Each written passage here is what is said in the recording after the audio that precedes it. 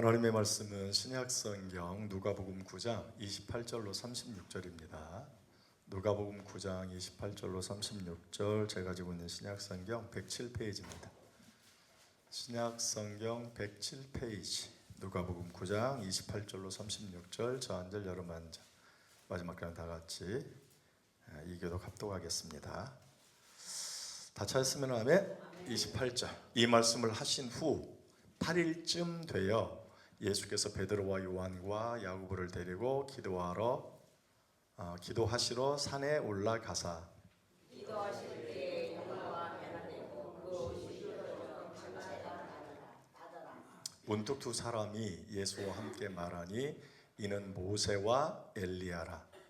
영광에 나타나서 자에 들어서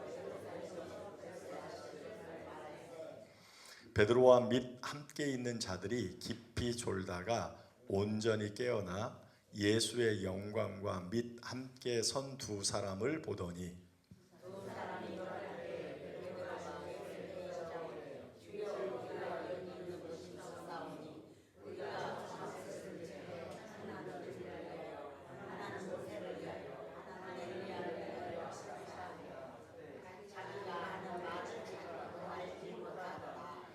이 말할 즈음에 구름이 와서 그들을 덮는지라. 구름 속으로 들어갈 때에 그들이 무서워하더니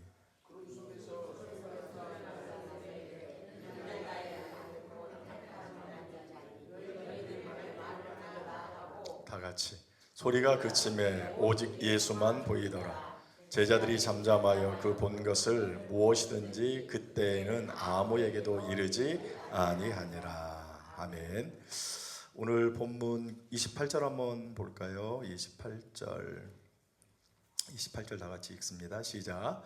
이 말씀을 하신 후 8일쯤 되어 예수께서 베드로와 요한과 야고보를 데리고 기도하러 산에 올라가사. 여기 보니까 이 말씀을 하신 후 그랬어요. 여기서 말하는 이 말씀은 어떤 말씀일까? 그 앞에 있는 사건인데요.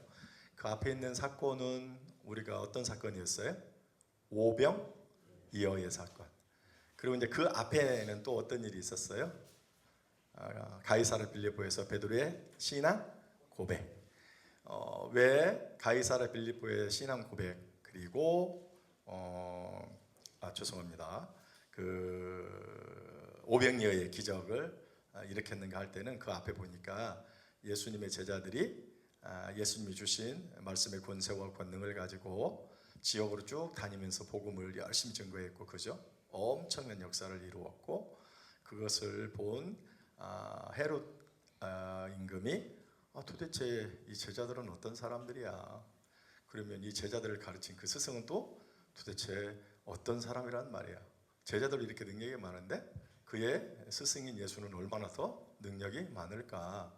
도대체 그는 누구야? 라고 하는 질문에 오병이어의 기적을 통해서 간접적으로 설명해주고, 그 다음에 우리가 베드로의 신앙의 고백을 통해서 직접적으로 베드로의 입술을 통해서 주님이 누구신가를 말씀해 주셨습니다.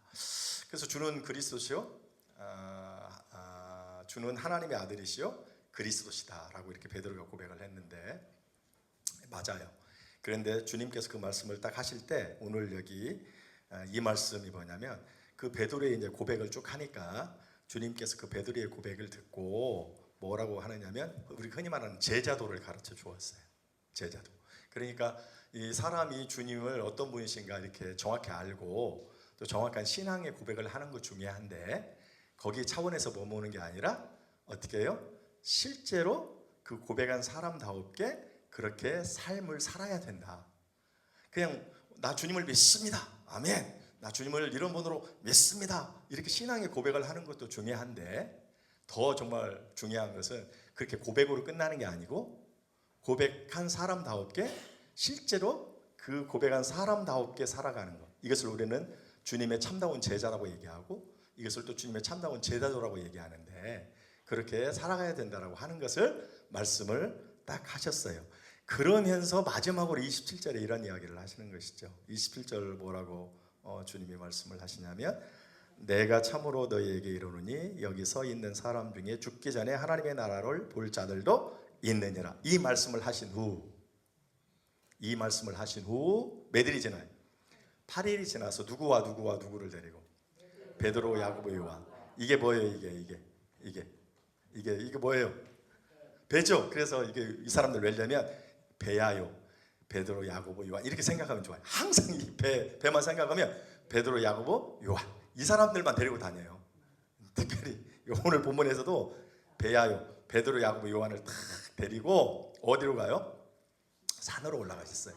우리는 이 산을 이제 결과적으로 이 산에서 변화했거든요. 그래서 이 산을 우리가 보통 뭐라고 얘기하냐면 변화산 이렇게 이야기합니다. 어쨌든 베드로, 야고보, 요한을 데리고 산으로 탁 올라가 가지고 뭐 하셨어요? 기도를 탁 하셨다는 거예요. 기도를 하니까 어떤 일이 벌어졌어요? 29절 봐요. 자, 기도하실 때 기도를 하니까 어떤 일이 벌어졌어요? 용모는 뭐예요? 용모. 예수님이 그냥 이렇게 얼굴, 몸, 그리고 용모가 어떻게 해요? 얼굴을 포함한 이렇게 몸이 싹 변화되고, 그 다음에 이제 예수님 옷을 입었잖아요. 이 용모만 변화된 게 아니라 예수님 입었던 옷마저도 어떻게 해요? 휘어져서 막 광채가 어떻게 해요? 눈을 부시도록 이렇게 변하게 되었다라고 하는 그러한 사실입니다. 자, 이렇게 딱 변했어요. 그때 제자들이 어떻게 했어요? 30절. 자, 변화가 딱 됐어요. 그랬더니 갑자기 어떤 일이 발생했어요? 여기 보니까 문득 두 사람이, 이 두 사람은 누구예요? 저 밑에 있는 모세와 엘리야. 그러니까 문득 두 사람이 탁 나타났어요.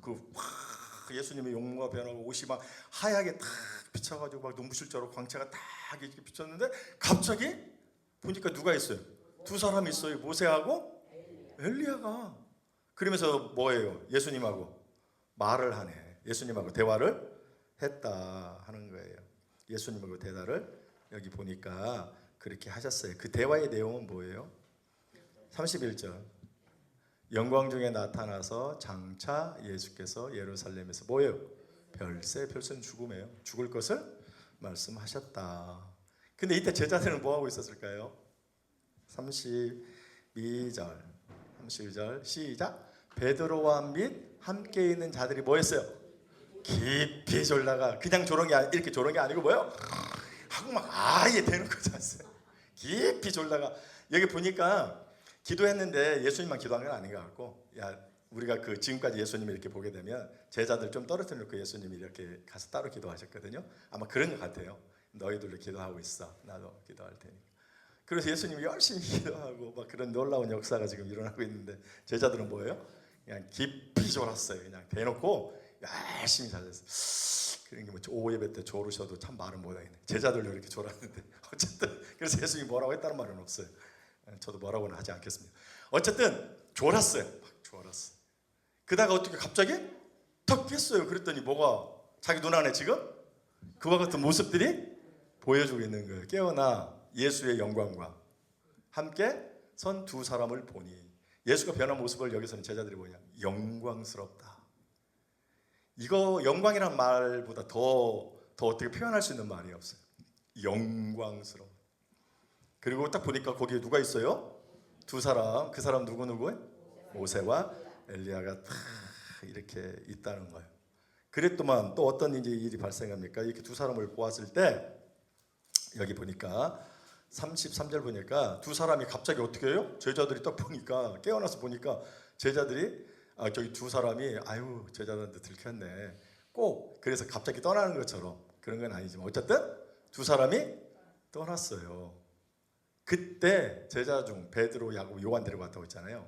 베드로가 예수님에게 뭐라고 해요? 주여 우리가 여기 있는 것이 좋사오니 초막 셋을 짓되 하나는 주를 위하여 하나는 모세를 위하여 하나는 엘리야를. 자, 베드로는 구약 사람이에요, 신약 사람이에요? 그럼 베드로가 딱 모세 얼굴 알아요? 몰라요? 엘리야 알까요? 모를까요? 근데 딱 보더니 뭐라고 얘기해요? 응? 저 모세 하냐? 엘리야 몇천 년 전이에요. 우리가 예수님 오신 지 2000년 지났잖아요. 그죠? 그러니까 구약에서 오시기 전까지는 몇천 년 전의 사람이에요. 근데 한 번도 초상화가 있는 것도 아니고 뭐 딱 보는 순간 모세, 엘리야. 성령께서 가르쳐 주셨겠죠. 딱 봤어요. 그러면서 내가 새순교의 초막을 지켰습니다. 주님을 위하여, 엘리야를 위하여, 모세를 위하여. 그리고 여기서 같이 이렇게 살았으면 좋겠습니다. 그런데 중요한 게 뭐예요? 자기가 무슨 말을 하는지 몰라요. 성령의 감동에 의해서 그렇게 이제 이야기를 한 것이죠. 그렇게 했어요.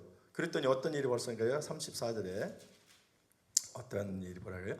이 말할 쯤에 갑자기 구름이 어떻게 해요? 탁 내려오더니 확 그분들을 다 덮은 거예요.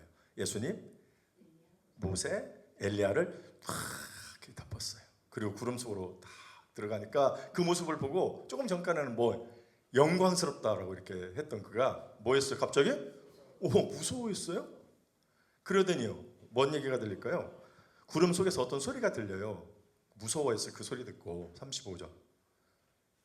구름 속에서 소리가 나서 이르되 이는 나의 아들 곧 택함을 받은 자니 너는 그의 말을 들으라. 이 말이 예수님이 세례 받으실 때 하늘에서 예수님에게 있는데 기뻐하나 이렇게 나왔죠. 그럼 그 음성이 똑같이 지금 들린 거예요. 그런데 이 고백은 어떤 고백이냐면 우리가 그 앞에서 우리가 배웠죠. 저기 베드로의 신앙 고백. 여기서는 마태복음 16장에서는 주는 그리스도시요 살아계신 하나님의 아들이십니다. 이렇게 고백을 했다고 했지만 여기서는 뭐라고 베드로가 고백을 했어요? 여기서 너는 너희들은 나를 누구라고 하느냐? 그러니까 20절 보니까 하나님의 그리스도시니이다. 하나님이시고 그리스도, 이 말이 똑같은 얘기예요. 하나님의 아들. 그리고 뭐예요? 택함을 받은 자 그랬잖아요. 그리스도는 뭐라고 그랬어요? 기름 부음을 받은 자. 기름 부음을 받았다라고 하는 것은 특별히 하나님의 일을 위하여 그 많은 사람 중에서 하나님이 딱 선택했다는 거예요. 그래서 하나님께서는 하나님의 일을 위하여 하나님이 특별한 사람을 선택해요. 그래서 우리가 구약에는 제사장, 선지자, 제사장, 선지자, 제사장, 선지자, 왕, 이런 사람들을 특별히 뽑아서 어떻게 기름을 탁 부었다고 그랬잖아요. 그래서 이 그리스도라고 하는 것은 기름 부음을 받은 자라는 뜻이에요. 그래서 그런 사람은 어떻게 해요? 하나님의 특별한 일을 하기 위해서 선택받은 사람, 그 사람에게 기름을 부어서 일을 맡기시거든요. 하나님의 아들, 그 다음에 뭐요? 택함을 받은 자. 하나님의 어떤 구원의 일을 위하여 특별히 선택하신 분. 그리고 그런 의미하고 똑같아요. 자, 안에서 어쨌든 나의 아들이고 그리고 택함을 받은 자다. 하나님의 일을 위하여 특별히 택함을 받고 그 일을 감당한다고 하는 표로 기름 부음을 받은 하나님이시면서 구원자다라고 하는 말이에요. 그러면서 그들에게 어떻게 해요? 예수님의 말씀을 들어라. 그렇게 얘기했어요. 이 말씀을 들으라고 하는 얘기는 예수님에게 한 얘기가 아니고 누구를 위하여? 무서워하는 제자들을 위하여 주님께서 들어라. 이렇게 하나님께서 그렇게 말씀을 하셨어요. 자, 이제 한번 생각해 봐요. 이제 우리가 이게 우리 읽었던 말씀이잖아요. 자, 오늘 다시 넘어가 봐요. 28절.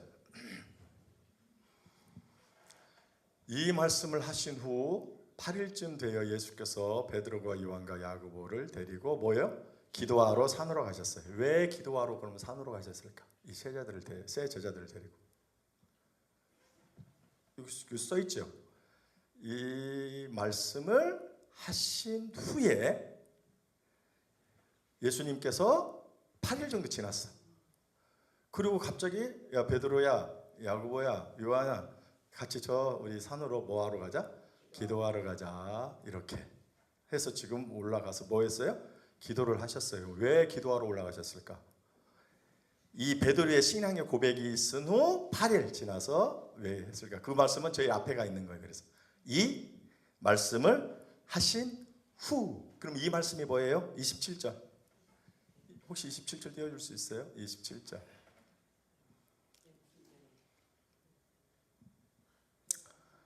자, 27절. 자, 그냥 우리 성경이 있으니까 다 같이 읽어요. 27절. 시작. 내가 참으로 너희에게 이르노니 여기 서 있는 사람 중에 죽기 전에 하나님의 나라를 볼 자들도 있느니라.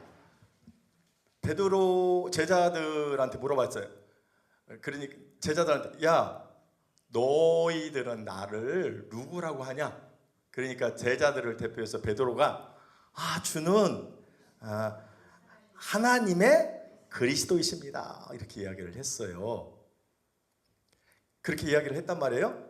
그 이제 말 끝에 주님께서 27절에 거기 있는 제자들에게 뭐라고 했냐면 내가 참으로 내가 진짜 너희한테 이야기를 하는데 여기에서 있는 사람들 중에 제자들 중에 죽기 전에 뭘 봐요? 하나님의 나라를 볼 자들도 있다라고 얘기를 했어요. 근데 이렇게 하신 이 말씀이 분명히 주님이 하셨는데 제자들이 이 말씀을 정말로 믿을 수도 있고 또 믿지 않을 수도 있어요. 특별히 주님은 믿지 않을 것에 방점을 딱 두고 봐라 너희가 믿지 않는데 내가 너희한테 한 이 말이 있잖아. 이 말이 틀림없이 진짜라니까. 그리고 틀림없이 이루어져 라고 하는 사실을 그들에게 의심하는 그들에게 믿지 못하는 그들에게 각인시키려고 믿게 만들려고 지금 뭐 하는 거예요? 기도하러 가셨고 기도의 결과로 지금 변화가 일어나서 안 일어났어요? 놀라운 변화가 일어났단 말이에요. 이것을 봐. 진짜 내 말이 사실이고 내 말이 이루어질 거야 라고 하는 사실을 그들에게 어떻게 해요? 깨닫게 하고 확신시키려고 지금 뭐 왔다고? 기도하러 갔다라고 하는 거예요. 자, 하나님의 나라를 볼 자도 있느니라. 하나님의 나라가 뭐예요? 하나님의 나라. 하나님의 나라는 하나님이 주인 되시는 나라예요. 내 나라가 아니고 누구 나라예요? 하나님의 나라니까 그 나라의 주인이 누구예요? 하나님이 가장 주인 되시는, 하나님이 가장 높으자 왕이니까 주인이시니까 높아지시는 나라, 하나님이 높아지시는 나라. 그런데 그 하나님의 나라가 볼 자들도 있다 그랬잖아요. 그 하나님의 나라가 이 땅에 임해요. 이 땅이 지금 제자들은 어디에 살고 있어요? 이 땅에 살고 있잖아요. 그러니까 너희가 죽기 전에 이 땅에서 지금 죽는다는 얘기잖아요. 이 땅에서 너희가 살고 있는데 너희가 죽기 전에 하나님의 나라가 본다는 거예요. 그러니까 너희가 죽기 전에 하나님의 나라가 이 땅이 뭐요? 임한 그 나라를 너희가 본다는 거예요. 근데 이 나라는 어떤 나라냐? 하나님이 주인 되시는 나라일 뿐만 아니라 하나님의 주인 되시는 그 나라가 이 땅에 엄청난 능력으로 하나님의 그 강력한 능력이 임하는 나라라는 거예요. 그것을 본다는 거예요. 그 나라는 어떤 나라인가라고 하였을 때 예수 그리스도의 죽음과 부활을 통하여 이루어지는 강력한 나라. 이게 실제로 그들에게 이루어졌고 그들이 죽기 전에 하나님의 나라를 하나님 나라를 보았는데 그 하나님 나라가 뭐냐? 예수님이 죽으시고 부활하시고 40일 동안 제자들을 가르치신 후에 승천하셨죠. 그리고 제자들이 마가 요한의 다락방에서 몇 명이 120문의 성도가 열심히 기도하였을 때 하늘에서 뭐가 임했어요? 성령이 임했어요. 그래서 너희가 성령이 임하면 너희가 뭘 받고? 권능을 받고 엄청난 능력이. 그래서 말씀을 전할 때 어떻게 해요? 그 한 번의 설교에 3,000명, 5,000명이 회개하는 엄청난 역사. 이게 바로 하나님의 나라예요. 그러니까 성령을 통하여 이루어지는 나라.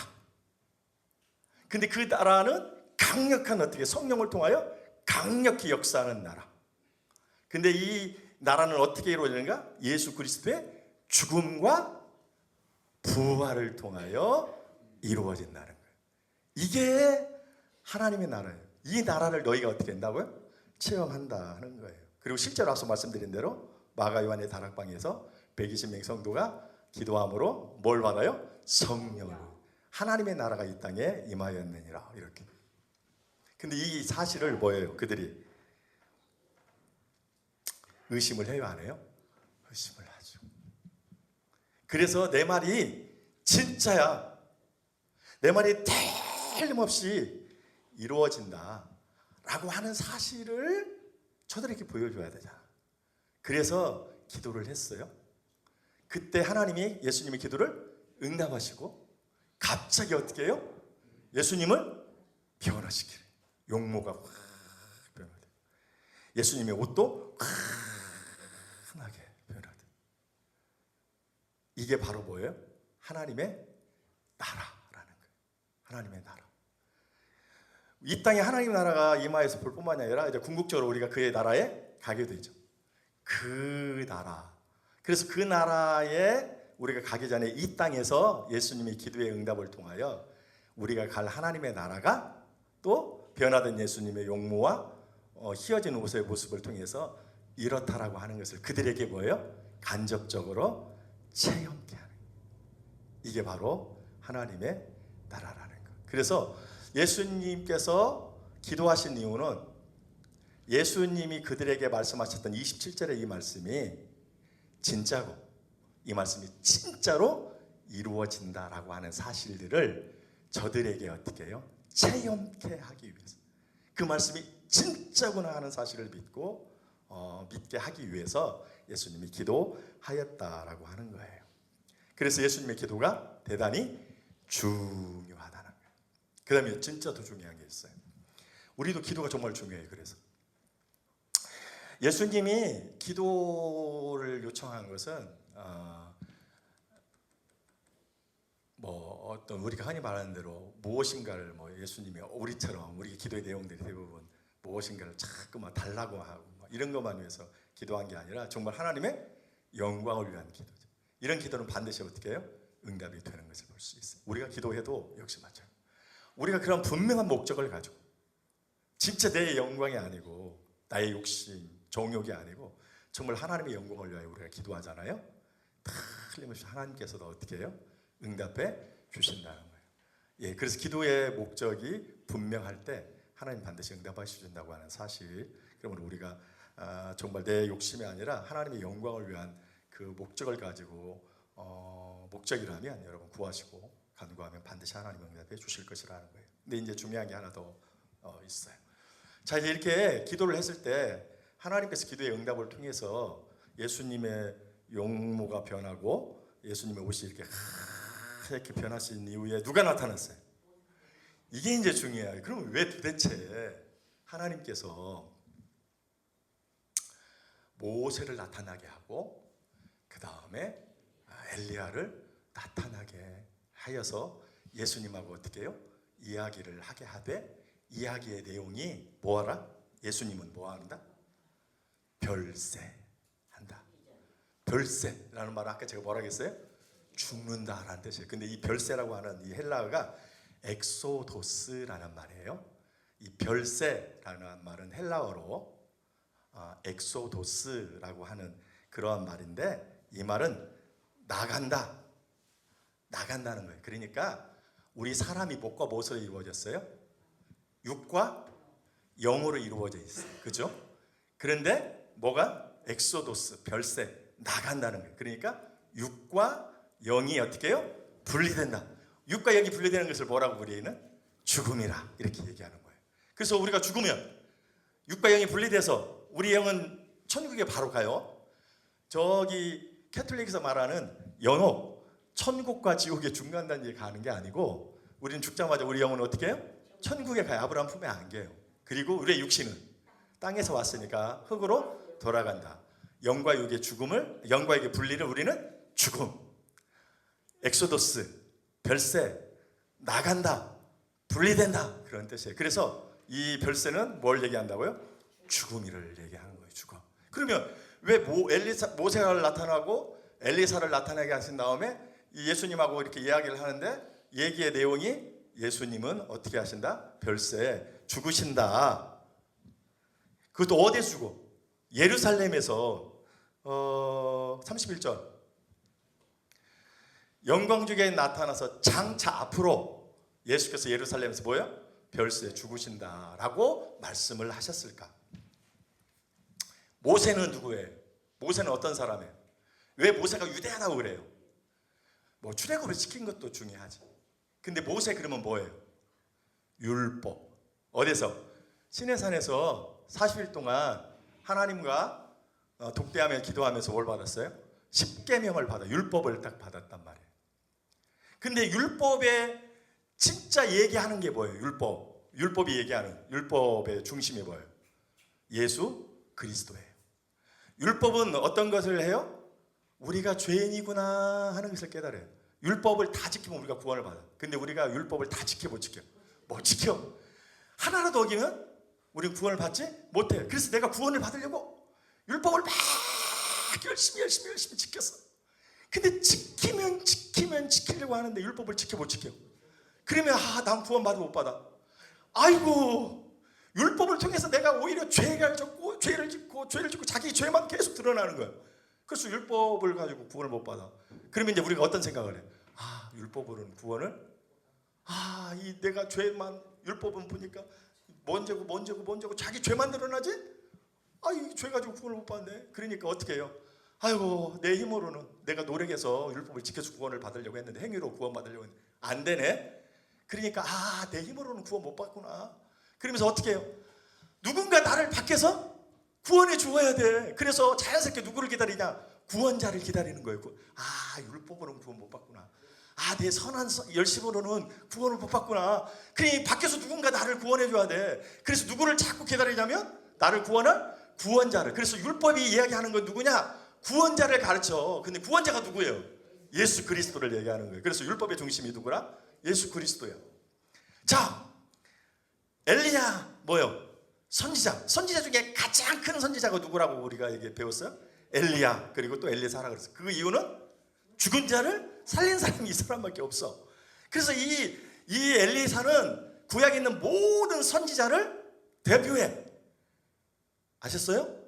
구약의 성경을 크게 그냥 둘로 쫙 나누면 창세기, 출애굽기, 레위기, 신명기 해가지고 율법서하고 그 다음에 나머지는 다 우리가 선지서라고 얘기하는 거예요.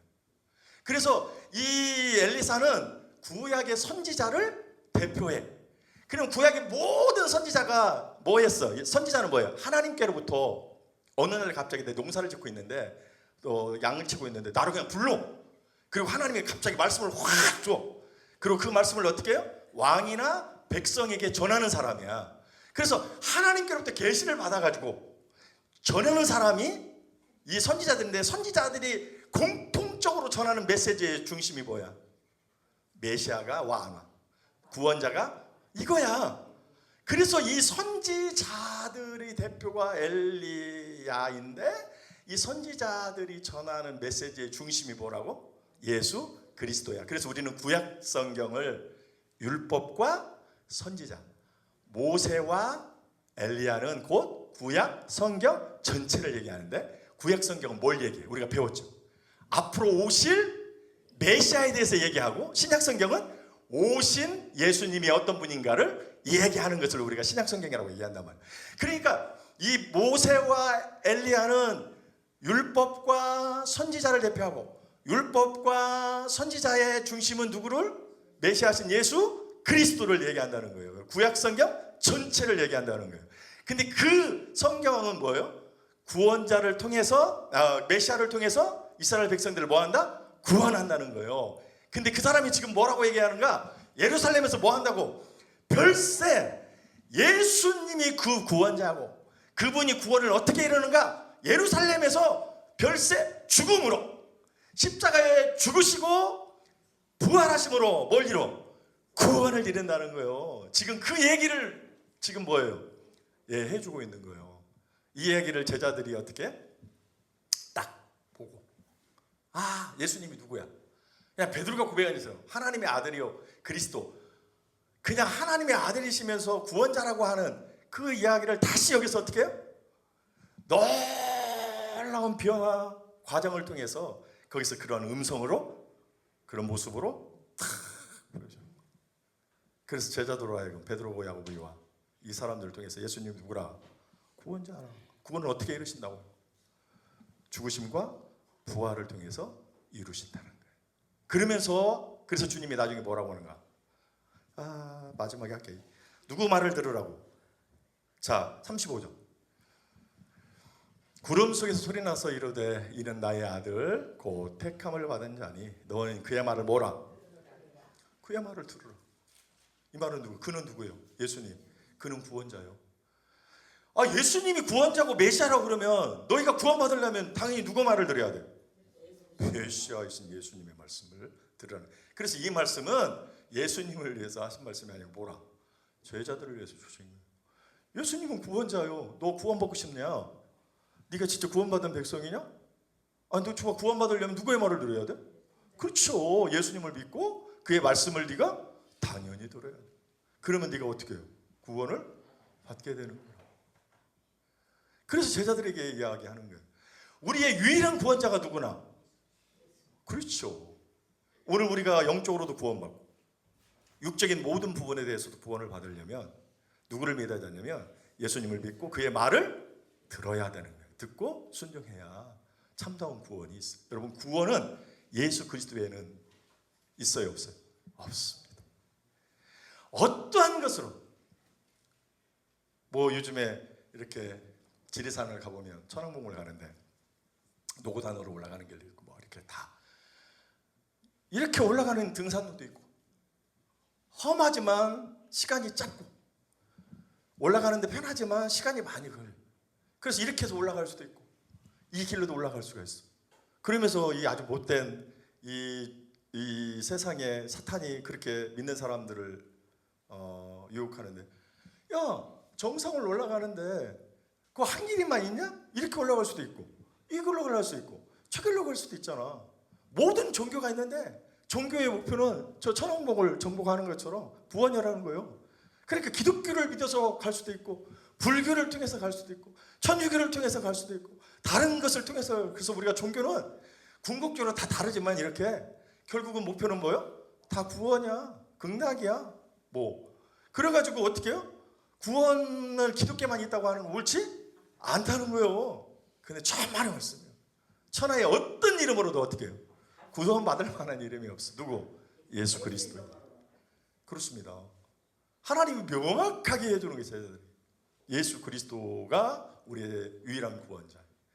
우리가 영적으로 뿐만 아니라 모든 부분에서 정말 구원받으려면 누구를? 예수 그리스도를 믿어야 돼. 근데 이제 중요한 게 있어. 이건 제자들에게 저 모습을 통해서 보여준 것도 있어요. 근데 이것은 또 예수님을 위한 길이기도 하다는 거예요. 예수님은 분명히 자신이 하나님의 아들이신 거 알아요. 그리고 구원자인 것도 알아요. 그런데 오늘 기도를 통해서 어떻게 해요? 예수님이 영광스러운 체험을 하셔요. 예수님이 아까 그런 선하신 목적을 가지고 기도를 했어요. 그런데 하나님께서 어떤 일을 예수님에게 체험케 하시냐면 용모를 변화시키기도 하고 그 다음에 어떻게 해요? 그의 옷이 휘어지는 변화일 뿐만이 아니라 그래서 몸이 변하신 거죠. 우리가 이제 마지막 말세에 되면 주님이 오시면 우리가 어떻게 해요? 이렇게 변해요. 지금의 모습이 아니라 우리 인생에 있어서 가장 완벽하고 가장 아름다운 모습으로 우리가 변할 거예요. 그래서 그 변화된 모습으로 주님과 함께 영원히 살 것인데요. 주님이 지금 그렇게 변했어요. 그리고 모세와 엘리야를 하나님이 보내주심으로 예수님하고 뭐예요? 대화하게. 그러면서 너는 뭐예요? 구원. 구약의 옛 언약이 이제 다 성취되고 신약의 새 언약, 신약 예수님을 통해서 이제 구원이 이루어진다라고 하는 사실을 저 모세와 엘리야를 통해요. 그래서 그가 예수님이 별세할 거라고 예루살렘. 그래서 예수님께서 구원자로서 구원을 이루실 것이라고 모세와 엘리야가 예수님에게 지금 뭐예요? 말씀해 주세요. 예수님은 자신이 구원자인 거 알아요. 당연히 하나님이시고 이 땅에 올 때 구원자로 오신 거 아시죠?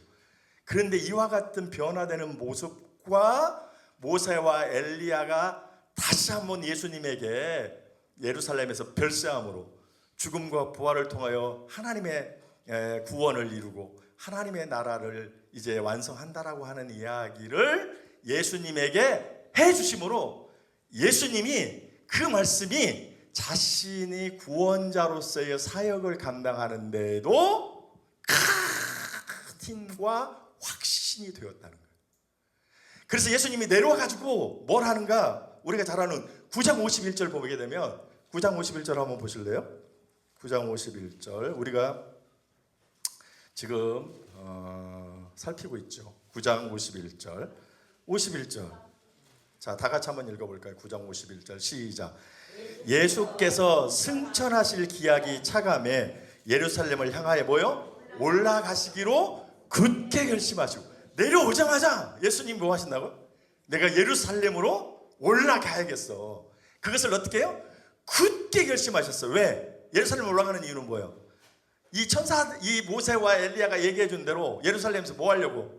별세 죽으려고 고난과 죽음과 부활을 통하여 뭐예요? 구원을 완성하고 이루려고 하나님의 나라를 이 땅에 오게 하려고 지금 올라가는데 그 길이 결코 쉬운 일은 아니야. 그래서 뭐 했다고?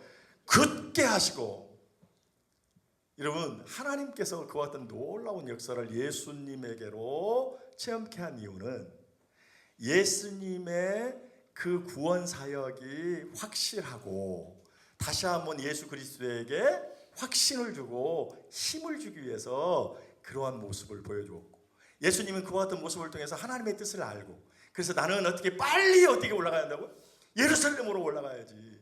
그리고 구원을 이루어야지. 나의 사명을 감당해야지. 이 모습을 보면서 하나님께서 예수님이 얼마나 예수님의 사역을 온전히 성취하고 이루시기를 원하시는가를 알 수 있어요. 이것은 하나님께서 예수님을 통해서만 말씀하시는 게 아니라 오늘 저와 여러분들에게도 하나님은 동일하게 말씀하세요. 오늘 우리 각자에게 하나님이 사명을 주셨는데 그 사명을 하나님께서는 감당하기를 원해요. 예수님에게도 그와 같은 모습과 그와 같은 말씀을 통해서 그와 같은 확신을 심어주고 그래서 그 확신 가운데 그 구원을 이루는 사역을 온전히 감당하시기를 원했던 것처럼 오늘 저와 여러분들에게도 역시 하나님께서 주어진 사명을 감당하시기를 원하시고 그 일을 위해서 예수님께로 하여금 체험케 하였던 것처럼 오늘 우리에게 각자에게 때때로 필요하다면 하나님이 그러한 놀라운 역사를 체험케 하신다라고 하는 그러한 사실입니다. 주님은 틀림없이 우리에게 그러한 체험을 허락하십니다. 놀라운 역사들을 체험하게 하십니다. 그게 병고침일 수도 있고 기도의 응답일 수도 있고 내가 바라고 원하는 그런 놀라운 기도응답을 통하여 이루어지는 일일 수도 있고 그런 갖가지 정말 내가 때때로 필요할 때 하나님이 그렇게 체험케 하십니다. 스테반이라고 하는 사람이 있어요. 사도행전 7장에 가보면 유대인들 앞에 가가지고 이 집사예요. 집사라고 목사도 아닌데 집사인데 막 주의 복음을 전가하잖아요. 그 결론은 그거예요. 야 너희가 죽인 예수가 뭐예요? 구원자다.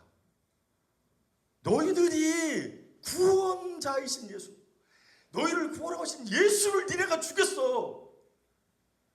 여러분 이 소리를 듣는 종교 지도자들은 그거 인정하겠어요? 메시아를 죽였대요. 구원자를 죽였대요. 그러면 그들의 결과는 뭐예요? 이거 정말 하나님의 저주 아니겠어요? 안 믿죠. 말도 안 되죠.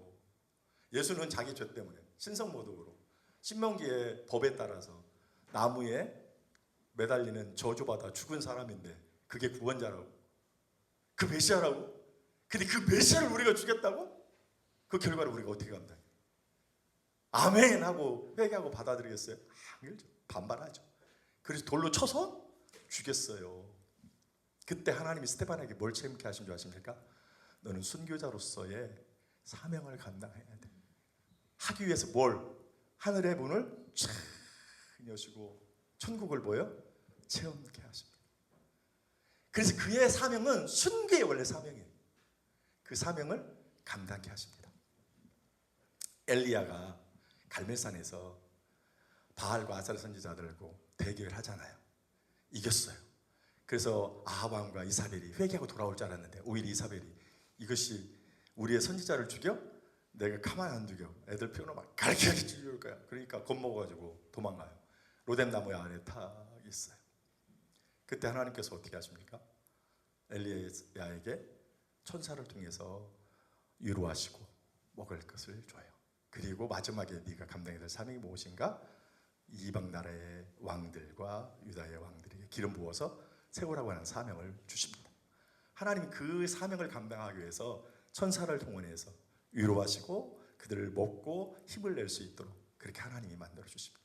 하나님은 오늘 우리에게 그 주신 사명들을 감당하기 위해서, 예수님이 그 사명을 감당하기 위해서 하나님이 그와 같은 체험을 예수님께 하셨던 것처럼 그만큼 하나님께서는 예수님을 통하여 당신의 뜻을 이루시기를 원하신, 그 사명을 온전히 감당하기를 원하셨던 것을 볼 수 있는데, 그런 것처럼 오늘 저와 여러분들에게도 동일히 주님께서 우리에게 말씀하시기를, 우리에게 주어진 사명을 우리가 감당하기를 원하신다는, 그 일을 위해서라면 너희가 까무러치는 만한 그런 체험도 하나님은 허락하신다는, 여러분 많은 체험들을 허락하셨습니까?